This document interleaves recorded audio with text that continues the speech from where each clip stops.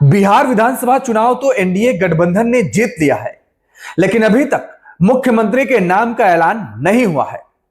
14 नवंबर को आए नतीजों में एनडीए गठबंधन को प्रचंड बहुमत मिला है। बिहार विधानसभा का कार्यकाल 22 नवंबर को खत्म हो रहा है। ऐसे में अब सिर्फ 5 दिन बचे हैं बिहार के अगले मुख्यमंत्री को प्रदेश की कमान संभालने के लिए और प्रदेश में सभी विभागों को नए मंत्री मिलने के लिए। नमस्कार, बहुत स्वागत है आपका। मैं हूं आपके साथ योगेश पांडे। बिहार में एनडीए की जबरदस्त जीत के बाद अब सियासी गलियारों में इस बात की चर्चा तेज हो चुकी है कि बिहार की कमान एक बार फिर से नीतीश कुमार ही संभालेंगे या फिर किसी और के हाथों बागडोर सौंपी जाएगी। हालांकि नीतीश कुमार के नाम पर गठबंधन के अन्य सदस्यों ने सहमति जरूर दे दी है।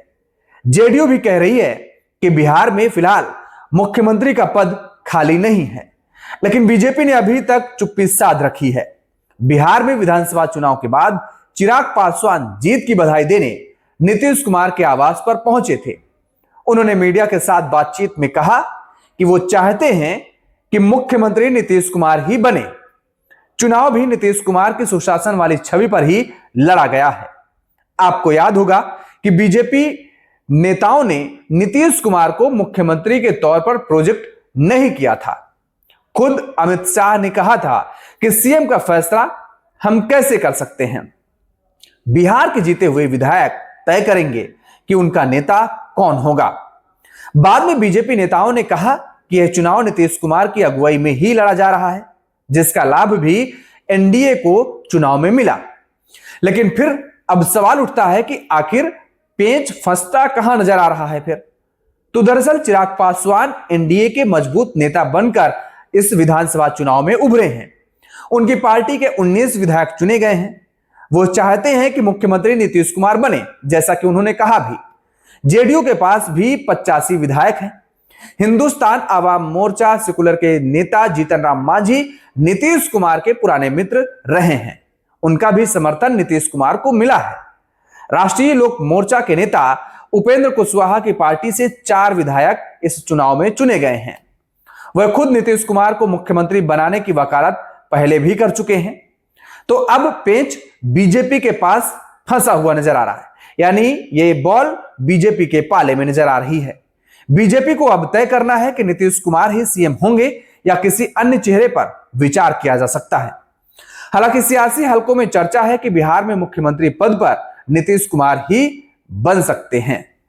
अब चर्चा सरकार गठन पर भी हो रही है कि एनडीए गठबंधन की पार्टियां मंत्रियों की संख्या और बंटवारे पर बातचीत कर रही हैं। राजनीतिक गलियारों में चर्चा है कि हर 6 विधायकों पर एक मंत्री पद देने का फॉर्मूला पर विचार किया जा रहा है एनडीए में, जिसके मुताबिक बिहार विधानसभा में कुल 243 सीटें हैं। तो इस लिहाज से संवैधानिक प्रावधानों के अनुसार मुख्यमंत्री समेत अधिकतम 36 मंत्री ही हो सकते हैं। एनडीए ने 202 सीटें जीती हैं।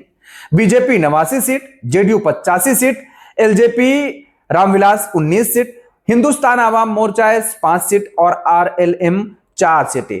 तो 6 विधायकों पर एक मंत्री पद के फार्मूले के हिसाब से अगर देखें तो हिंदुस्तान आवाम मोर्चा के 1 मंत्री पद, राष्ट्रीय लोक मोर्चा को 1 मंत्री पद, लोक जनशक्ति पार्टी को 3 मंत्री पद, जबकि बीजेपी और जेडीयू दोनों को मिलाकर 30 से 31 मंत्री पद मिल सकते हैं।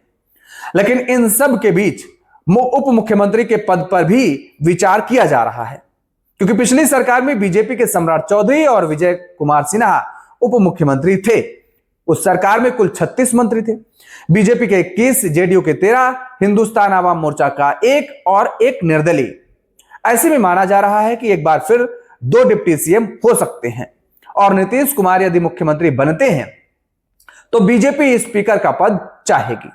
बीजेपी दूसरा सबसे बड़ा संवैधानिक पद की मांग कर सकती है, क्योंकि सीएम के लिए नीतीश कुमार के नाम पर गठबंधन के 4 दल सहमत नजर आ रहे हैं। बीजेपी का फैसला फिलहाल अभी बाकी है।